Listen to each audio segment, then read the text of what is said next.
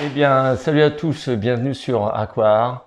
Et oui, ça y est, les vacances, c'est fini. Le chapeau, c'est un petit clin d'œil. Ceux qui n'ont pas vu la vidéo des vacances, je vous invite à aller la voir. Eh bien voilà, je suis rentré, ça fait donc une semaine et ça fait 3 semaines que les bacs n'ont pas été entretenus. Donc je vous propose de faire un petit tour de mes 4 bacs après 0 entretien pendant 3 semaines.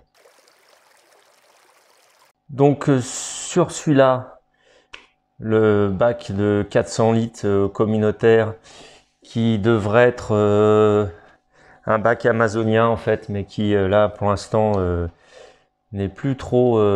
Enfin si, il est entretenu, mais bon, je suis un peu lassé de ce bac. Donc il sera dirigé progressivement en bac amazonien avec une population de scalaires. Mais bon, je dois un peu le rescaper. Bon, après, vous attendez pas un truc de fou, hein, mais je vais un peu remodeler le scape. On verra ça dans les mois qui viennent. Donc, alors, après 3 semaines, qu'est-ce qu'on peut dire? Bah, franchement, ce bac se porte plutôt bien. Bon, évidemment, hein, évaporation. Alors ça, c'est dans tous les bacs, ce sera pareil. Au bout de 3 semaines, bon, pas de renouvellement d'eau, pas de rajout d'eau. Ça s'évapore. En plus, il a fait très chaud, donc ça s'évapore avec la chaleur. Il n'y a absolument pas d'algues filamenteuses, rien d'exceptionnel. Bon, sur les vitres, si on peut voir quelques algues vertes, quelques points verts plutôt, quelques points verts, mais vraiment éparses. Il n'y a rien de bien méchant. Les anubias se portent plutôt bien. J'ai pas mal d'algues brunes qui ont recouvert les pierres ici, mais franchement c'est cantonné sur les pierres et ça c'est pas méchant.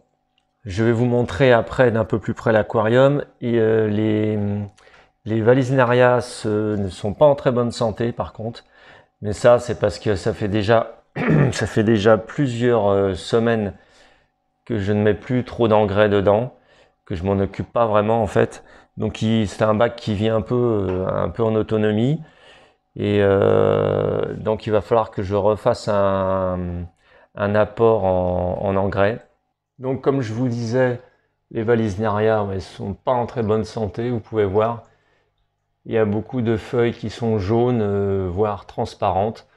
Donc ça, je vais faire un apport en fer et en magnésium, potassium. Il y a un peu des carences en tout en fait. Vous voyez le bout des feuilles. Voilà, ça c'est un manque d'engrais, un manque de fer. Pour les Vallisneria, ben, franchement, elles sont belles, elles sont en bonne santé. J'ai toujours le problème des petits points, enfin des algues encroutantes. Ah, là ici, vous voyez sur le carreau les points verts, on les voit bien. Un petit problème d'algues encroutantes, mais bon, ça, je n'arrive pas à m'en débarrasser. Enfin, faudrait que j'essaye l'eau de Javel, mais bon, franchement, ça me dérange pas plus que ça. Voilà, sinon aucun problème de cyanobactéries. Le sol se porte à merveille. L'ensemble du bac est vraiment plutôt correct. Ah, aussi important à signaler, je n'ai eu aucune mortalité dans ce bac. Donc tout va bien. J'en ai eu auparavant, il y a quelques mois. Mais là, c'est depuis, on va dire, depuis 5 mois, on va dire, c'est stable. Encore une fois, j'aimerais faire une population de scalaires dans ce bac. J'en ai un peu marre j'ai envie de renouveler. À la surface, j'ai des plantes qui commencent un peu à coloniser toute la surface. Et j'ai un barrage naturel ici, là, avec les Vallisneria. C'est des plantes que que j'ai en fait dans le bac à Guppy. J'en avais mis quelques-unes là il y a 3 semaines et ça a pris à peu près ouais, pas la moitié du bac, mais un bon quart. Pendant les vacances, pour le nourrissage, j'ai opté pour, je vous en ai pas parlé, mais j'ai opté pour un distributeur automatique. Et bon, je voulais faire une vidéo dessus, mais enfin, c'est un distributeur EM. Voilà, c'est un distributeur automatique EM. Je voulais faire une vidéo dessus, mais en fait, il marche pas très bien. Enfin, c'est pas qu'il marche pas très bien, c'est les cristaux en fait de l'horloge s'affichent très mal, et donc pour faire une vidéo avec ça, c'est galère. J'ai déjà moi-même galéré pas mal pour pouvoir le régler, mais sinon bon, ça marche plutôt bien, hein. Tous les jours il se déclenche. J'ai réglé ça à 18h30. Il tourne. On règle ici la quantité de nourriture. Voilà, il y a un petit clapet, c'est super facile. On règle la quantité de nourriture qu'on veut qu'il bascule dans le bac. C'est pratique quand on n'est pas là. Sinon, bon, rien ne vaut le nourrissage manuel quotidien, parce qu'on peut ensuite varier la nourriture, ce qui n'est pas le cas effectivement, ce qui n'est pas le cas avec ça. Donc concernant justement le distributeur automatique, c'est pratique lorsque vous êtes absent, mais si vous êtes absent un peu longtemps, quand même c'est quand même mieux de demander à quelqu'un de votre entourage qui passe à la maison, voir si tout va bien. De préférence quelqu'un qui s'y connaisse en aquariophilie et en matériel d'aquarium, c'est encore mieux.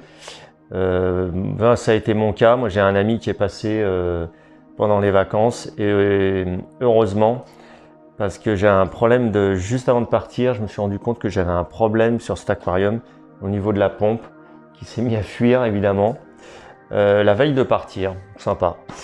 Donc le pauvre, il est venu régulièrement à la maison pour j'avais mis le filtre et la pompe dans une bassine, et bon, il est venu écoper régulièrement.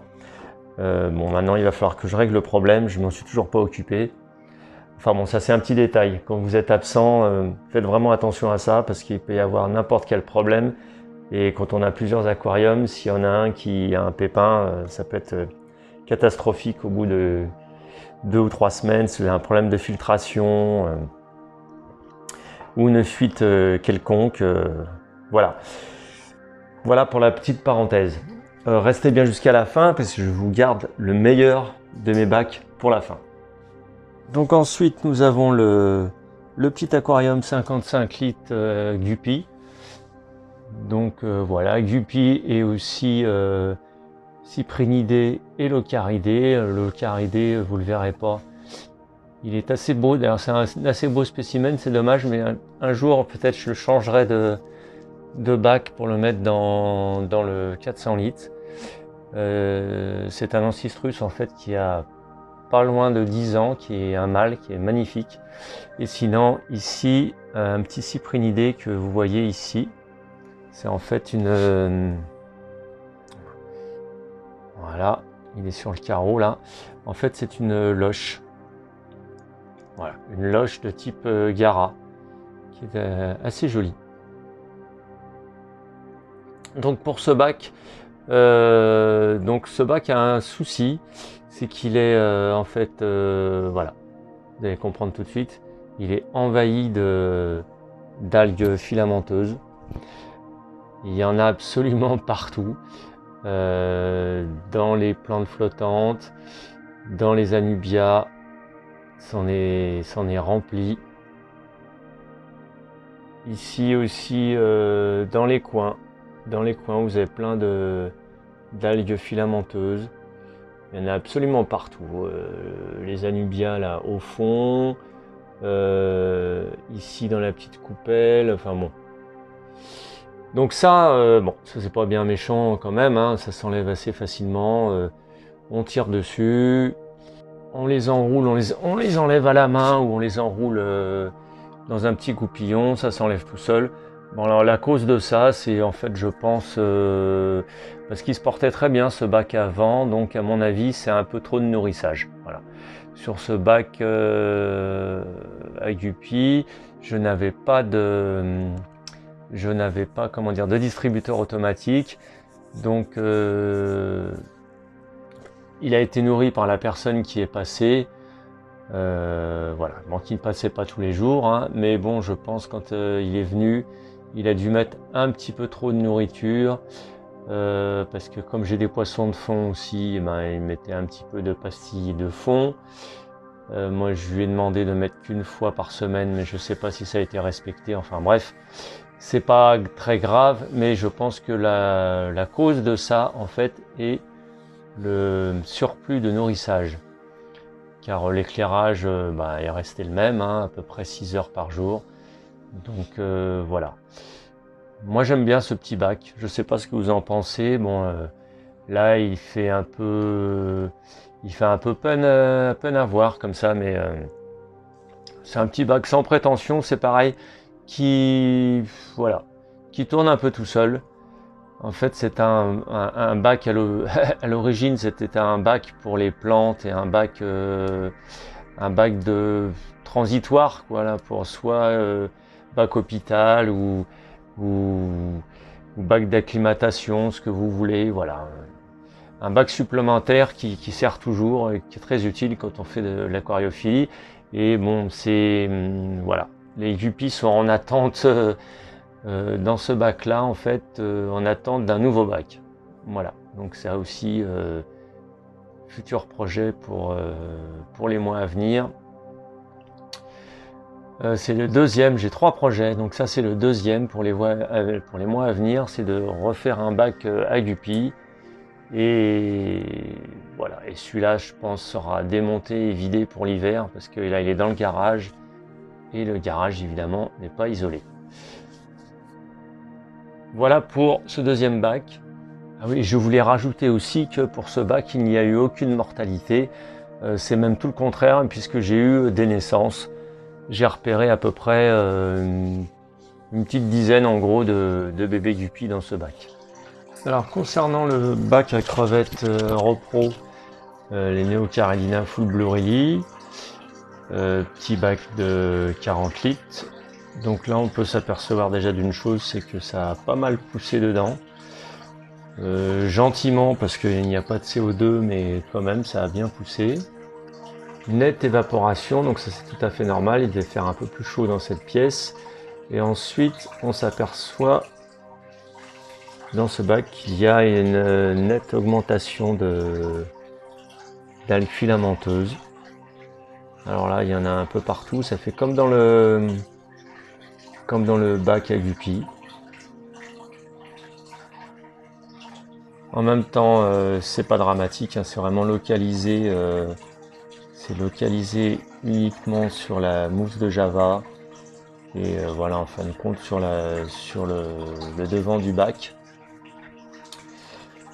Alors je vais leur donner une petite loli d'ortie pour voir un peu la population maintenant de ce bac, parce que j'ai remarqué qu'il y avait quelques cadavres, mais bon, en même temps pas énormément.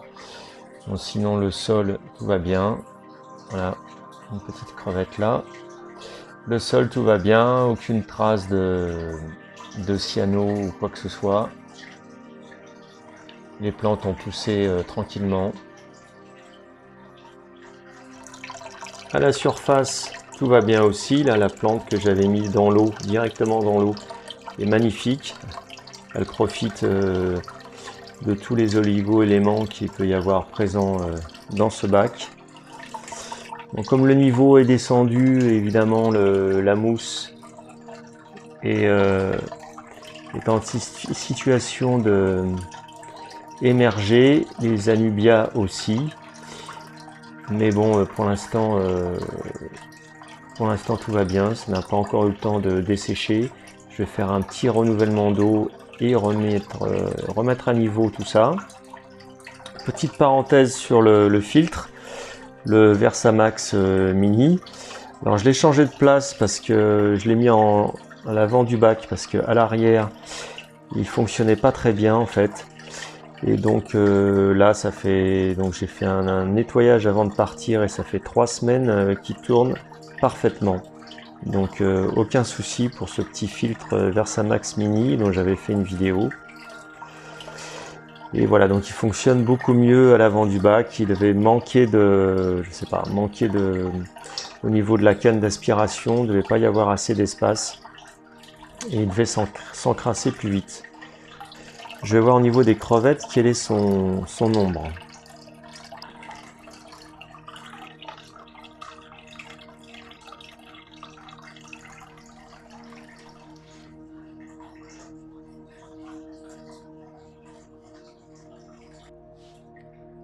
Bon alors j'ai eu le temps de faire un petit changement d'eau et un nettoyage succinct, mais vite fait parce que j'ai remarqué qu'il y avait quelques zoés. Donc plutôt bonne nouvelle parce que bon, après avoir mis les 2 lolis, je m'aperçois qu'il n'y a pas tant de crevettes que ça qui arrivent dessus. J'en avais presque une centaine il y a 2 mois et là je m'aperçois que il doit y en avoir 10-15 au plus. Donc je sais qu'il a fait assez chaud pendant le mois d'août. Alors est-ce que c'est possible que j'ai eu de la mortalité à cause de ça?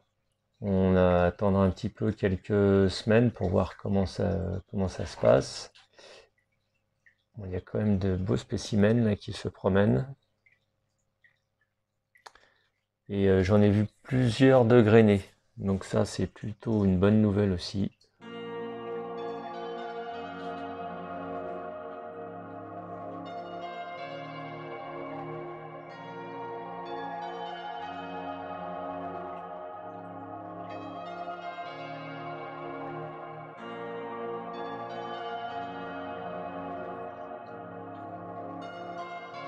Ici on a une magnifique. Plein d'œufs.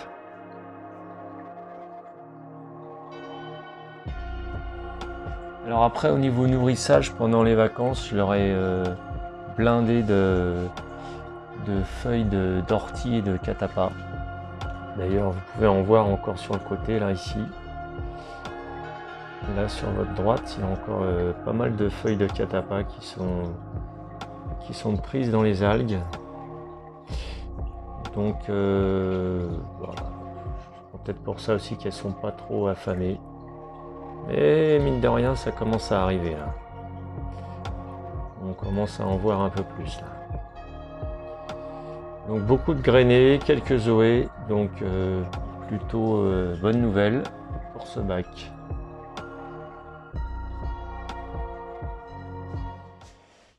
Bon et bien nous voici une semaine après les vidéos précédentes sur le tour de mes bacs.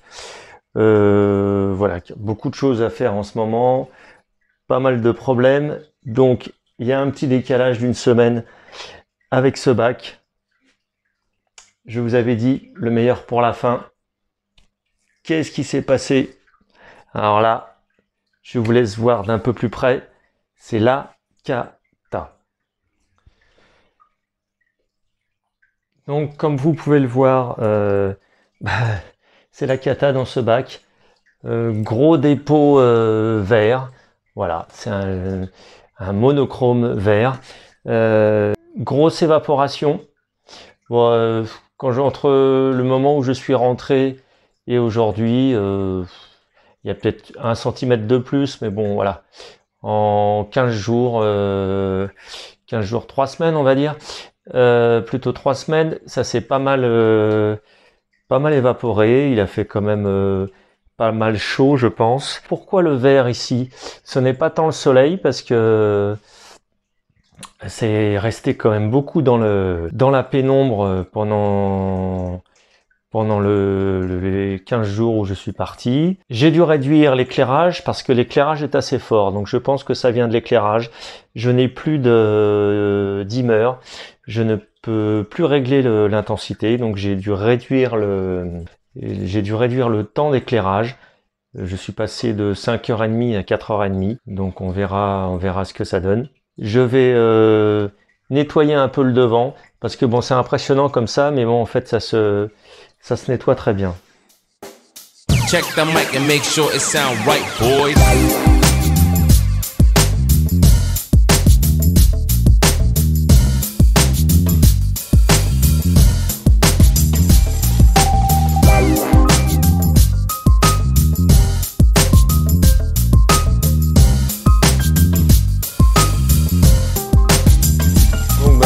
Pour ce bac qui est que je laisse tourner depuis tout à l'heure, mais bon, l'eau n'arrive pas à s'éclaircir.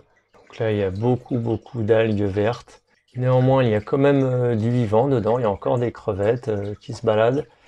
J'essaierai de vous en filmer s'il y en a. Alors, comme je vous disais, beaucoup d'algues. Alors là, c'est des algues filamenteuses. Voilà, il y en a un tapis phénoménal. Donc bon, je vous avouerai que c'est un bac que je n'entretiens plus trop depuis plusieurs mois maintenant, donc c'est un peu normal aussi. La mousse est quand même belle, même si bon, elle est à l'air et ça a un peu desséché. Les anubias, bon alors, ça, on n'en parle pas, les anubias. Nana, c'est une cata. Elles sont toutes desséchées, mais je pense que voilà, il me faut un petit peu de nettoyage dessus. Et une fois dans l'eau, je pense que ça repartira, quitte à en sacrifier quelques-unes. Donc voilà, donc les algues filamenteuses. Ça recouvre en fait toute la mousse de Java et toutes les anubias.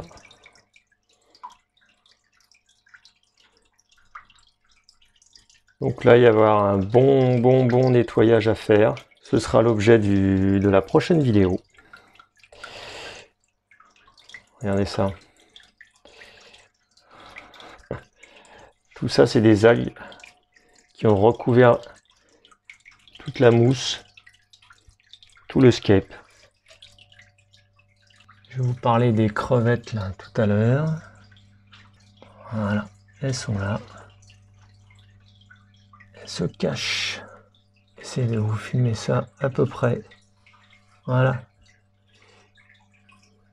Je vous disais qu'il y avait du vivant là-dedans. Voilà. Les petites Blorili. Bon, les pauvres, elles n'ont pas une eau très propre, mais bon, je n'ai pas vu de cadavre. J'ai quand même beaucoup de chance de ne pas avoir de cyanobactéries dans ce bac. Je trouve, ça aurait pu. Voilà. Bon, bah, je vous laisse sur ces images d'algues. Sinon, la vidéo va être beaucoup trop longue, déjà assez longue, je pense. Bon, bah, merci encore de me suivre. Abonnez-vous si c'est pas fait. Allez, ciao.